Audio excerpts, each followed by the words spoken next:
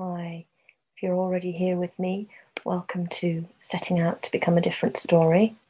And I will say a welcome again in a little while because I can see there's people joining as I speak. So the numbers are rolling on my screen. So we'll just give people time to join and make sure everybody's comfortably here. We've got a few minutes before the official joining time.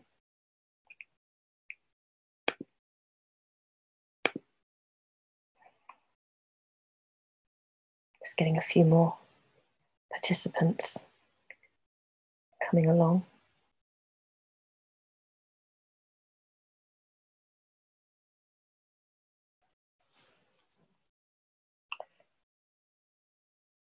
Okay, we've got quite a few people, so we'll get started and hopefully others will follow along as they log in. So officially, hi, I'm Jan Fortune of Becoming a Different Story, and a huge welcome to this workshop, which is about setting out, establishing and maintaining your writing practice. As you will know, that I run the website Becoming a Different Story, and my passion there is to share the writing life and help others develop their writing at all stages. And you can always get in contact with me at jan@janfortune.com. Just a few housekeeping notes as we go along. If you mute your sound on the Zoom app, which is probably on the bottom left of your computer, but it may be different on other computers. And there will be some sessions where I'll ask you for feedback, and you'll be able to join in by just clicking on the chat symbol on the bottom bar and then typing in on the right-hand chat panel and pressing enter. So hopefully that's all fairly clear. Okay, to start off, a little bit about myself. Some of you will know all this. I run Cinnamon Press. I've authored several novels, poetry collections, and numerous articles. I've edited over 300 books, and the thing I absolutely adore doing is teaching. I've taught courses all across Europe, and it's very exciting now to be beginning in online courses. I blog about the writing courses, and lots of you get my newsletters and follow those blogs. And I'm really fascinated by both the writing life and journaling. And as many of you will know, I'm currently developing a longer course on journaling. As a writer who also has a busy job, I know how hard it can be to fit your own writing into a busy life. And that's something that nearly all of us face, whatever our day job is. A couple of years ago, I was running the press, I was editing, I was out promoting authors, I was teaching several writing courses a year, and I was working longer and longer and longer hours. And of course, the result of that was that my own writing was falling off the agenda and was suffering very badly. And then I began writing a novel trilogy that had been something that had been in my head for years, and it was a piece of writing that I knew would never let me go, and I finally started on. I was incredibly fortunate at the time to get an Arts Council grant, which helped me to go away and take a long time off, nearly a whole month off, just to write. And that forced me to make a leap of commitment. What I discovered since then was that I can work and give writing the time it needs. And that was a real revelation to me at the time. And it's this that I want to share with you. So today we're going to leave with some tools to help you take control of your writing life. Who's the workshop for? Basically, it's for all of us who write. All of us at some time struggle to find the time to write. No matter what stage we're at, we can find that we have to start again and carve out the time that we need. So this workshop is for all of us in that sense. The workshop is for anyone who's new to writing, or who wants to re-engage with their commitment to a regular writing practice. That's certainly something I've had to do over years and years of start again, always finding different ways that work. And the workshop is for anyone who feels they need permission to prioritize their creativity.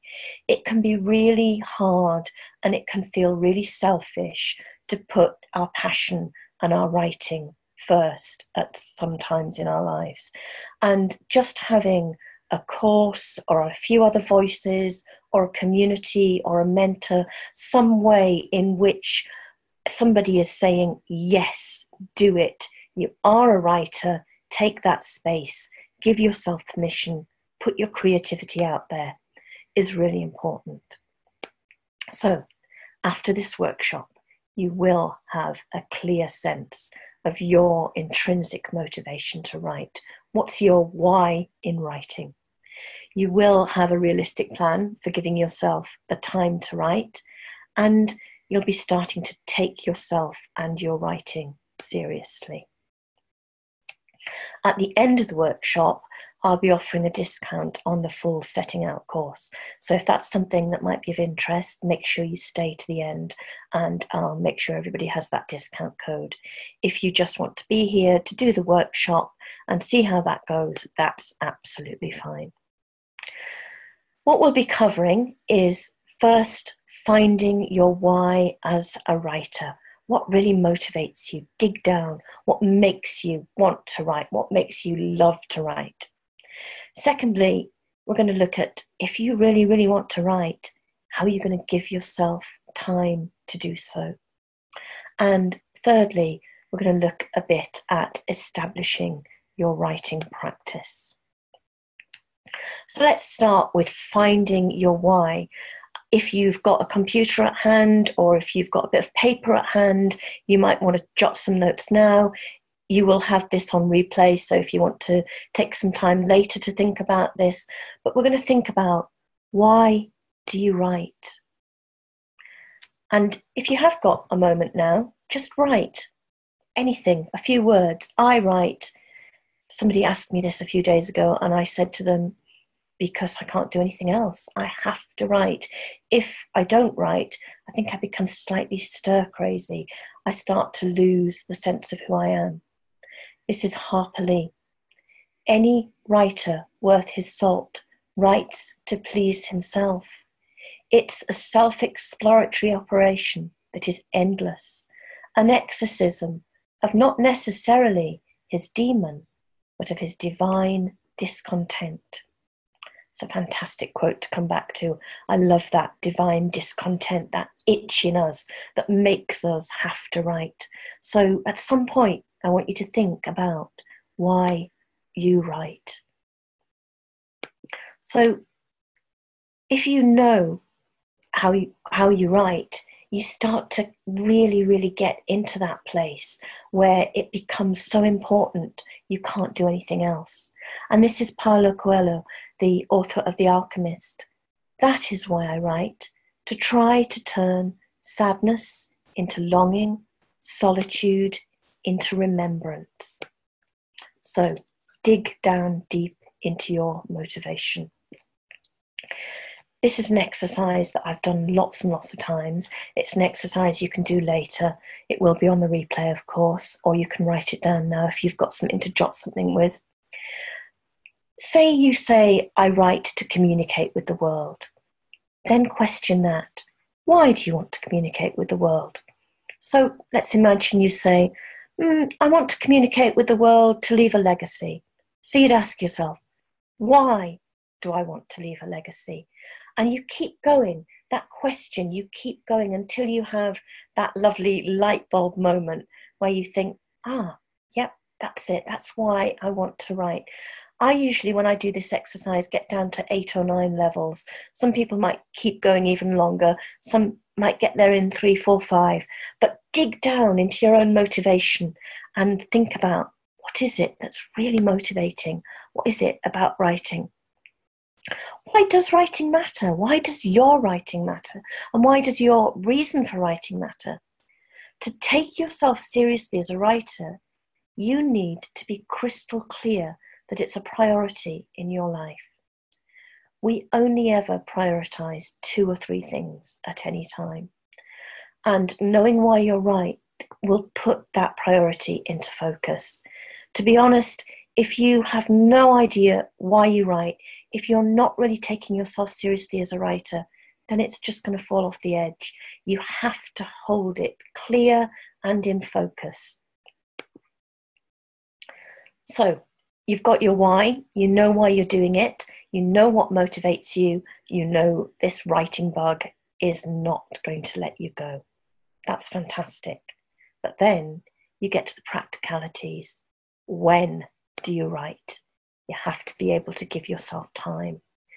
And when writing is your why, when it's what motivates you, you will find the time. If you think of a way a child follows her motivation, if you've been on a beach with a child and watched her hold a single pebble and just focus on it, or go and dig into a rock pool and be absolutely engaged in that moment. Recently, I looked after my grandson for a while, and he invented a game while we were walking around the streets of Worcester of taking off his socks and throwing them in the street. We went through quite a few socks in a couple of days. He did not lose his focus on that game for 2 days straight. It was absolutely delightful and amusing to him. And we know that we can get that back. I had the good fortune to be in Venice recently with some family members. And as I was walking around, my daughter said to me, "Goodness, it's like being with a toddler," because I kept stopping to be delighted to see this and to look at that and to point out this. We can get passion back. And if you think of a child and you think of yourself when you're really, really absorbed in something, we know we can do it. And we have to give ourselves the time to do it. So this is another exercise. I'd like you to try this, probably later. List all the ways in which you use time. And I want you to do it in these 3 categories. First of all, think about all the things that you use your time on that are either distractions or really aren't essential or are really boring or irritate you, and they don't get you where you want to go in life or in your writing. So that could be a tiny list for some people. It could be a massive list for some people. All those ways you use time that really are just distracting you. And then list all the ways in which you use time that are kind of okay or they're necessary, because obviously all of us do need to get the day job done, or we do need to do the laundry, or we do have family commitments. And so there are things in our lives that we have to honour and that we have commitments to. And that's going to take up some of our time. And then finally, make a list of all the ways in which you use time on things that are stimulating, motivating, fascinating, and you love doing them. If you find writing isn't in that group, then you could be in the wrong place. But I suspect that everyone here is actually going to have writing at the top of that list. So that's how you use your time now. And then a second part to this exercise, consider this. What do you want your time pie to look like? If you divide your time up, not in how it is, but in how you'd like it to be, what would it look like then? You might crush those distractions and tasks that irritate and non-essentials down to a very small slither. You might time block or use your time more cleverly to get the essentials into a way that leaves you with time left for things that you want to do. What you will find is that you're going to have to make some changes if you want to make more time for writing. All of us have a set amount of time. None of us have infinite amounts. There's 24 hours in everybody's day. And yet what's really amazing is that some people in that 24 hours fit in huge amounts of the stimulating, exciting, motivating activities. And others seem to have nothing left over for that. And it's about making those changes. What do you need to change or give up to make this shift? So that's a big thing to take away from this and to think about. It's absolutely staggering how much of life does go on non-essentials.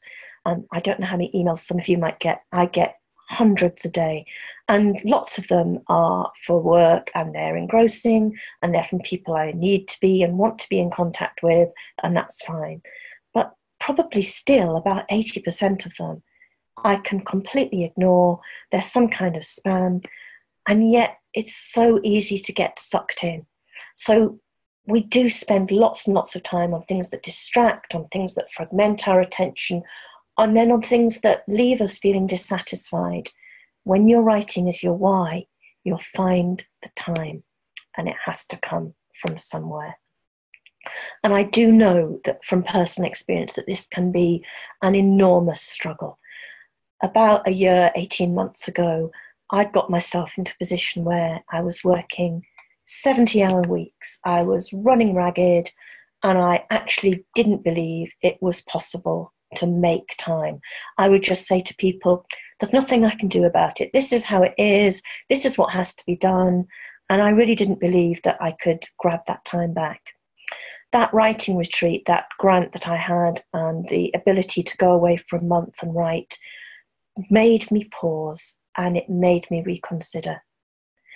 Sadly, very often, what it takes is an illness or a crisis to make us reconsider how we use time. Hopefully, that doesn't have to be the case for you. We can do it. Where will your writing time come from? Remember, this workshop is about going away with some tools to help you take control of your writing life. So you know why you're doing it, and you know you've got to make the time. To establish your writing practice, you've got to take yourself seriously. So that's my question to you. Do you take yourself seriously as a writer? A couple of years ago, I worked with somebody who came on a course with a fantastic manuscript, and she was very nervous and very edgy, and it transpired that she had told nobody in her life that she was a writer because she was afraid of the kind of reaction she'd get. When you take yourself seriously, you will start reflecting deeply on the value your writing adds to the world and the values you live by. That person really needed to know that her writing mattered, that what she wrote could alter somebody's life. It didn't have to be millions, it didn't have to be thousands or hundreds, but she could make a difference by her writing. And when you start to take your writing seriously, it affects who you are. She went home and declared herself and actually put out a message to the world, and she now signs herself with her name followed by writer. And that's changed who she is. It's changed the kinds of value that she adds to the world. So I'd like you to think about these questions. This is, again, something you can jot down and do later, or you can catch on the replay, or you can make brief notes now as we're going through. How would you describe the writer you want to become in the third person? And I want you to be really bold, be really brave, be wildly imaginative. Describe yourself in the third person as the writer you want to become. This is a bit of imagination, so you can push it as far as you like. What needs to change for you to begin moving towards that vision? So there's going to be things that are obstacles to that in your life at the moment. What do you need to change to get to the vision of the writer you want to be? So those are the big overarching goals. And the thing about those kinds of goals is they're fantastic, but they can also be overwhelming. So what we also need to do is to break it down. What first step can you take? When we break something into one step, next step, then it's feasible. We can do it. Just to sum up where we've got to so far, it's vital to find your why as a writer. You need to give yourself protected time to write. That's not selfish. You are a writer. Give yourself the time. And it's absolutely essential to take yourself seriously to establish a writing practice. So that's lots of me speaking. Before we move on, does anybody have any questions?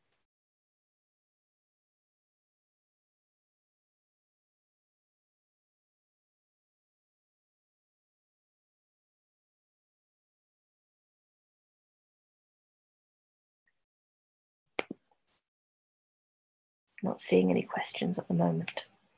That's absolutely fine. Okay.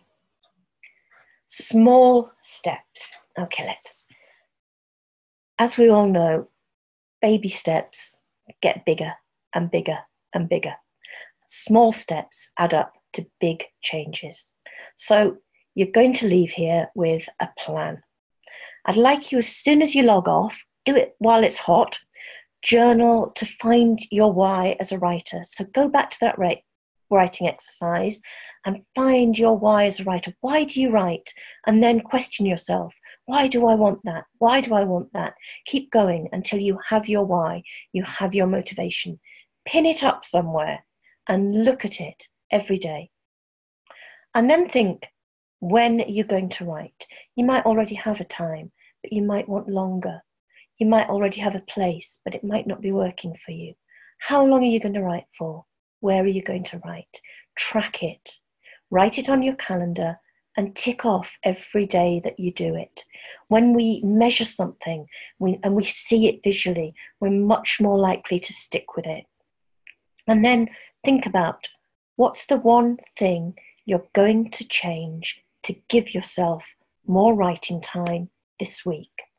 You've got your big goals, but don't look too far in the future for this.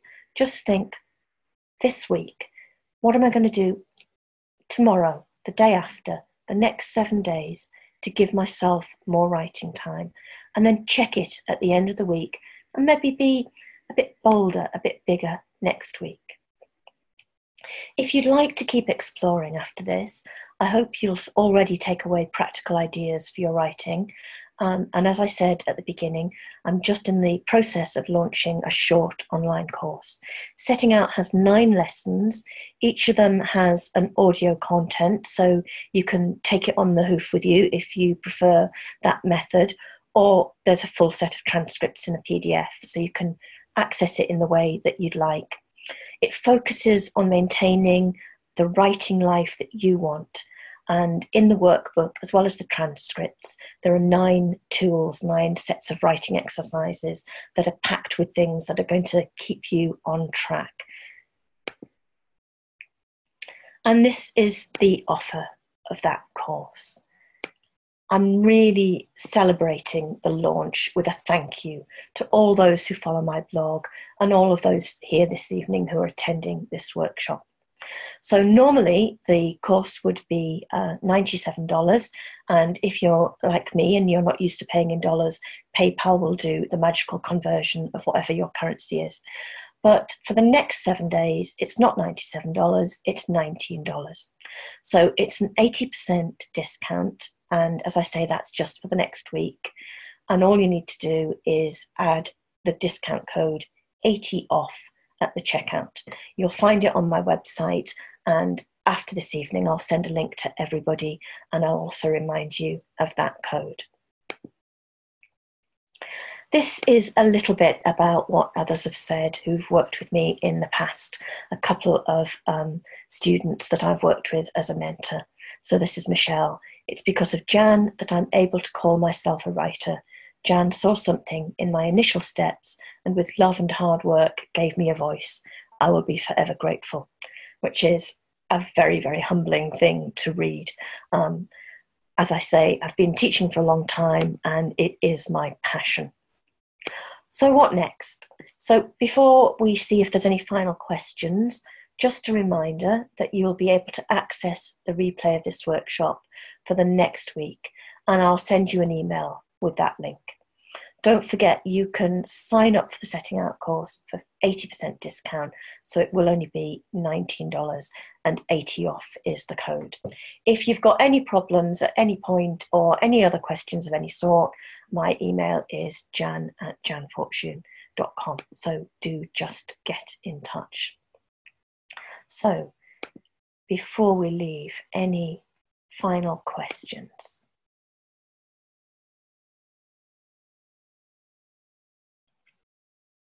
We're a very quiet group.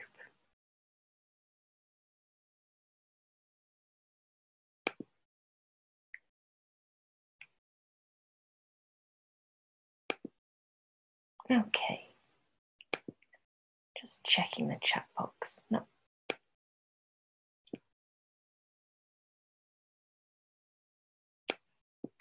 That's absolutely fine. Okay, no final questions. So it just remains to say a huge thank you to all of you for being here. It's been a pleasure, and I hope you've got lots of writing to go away and do.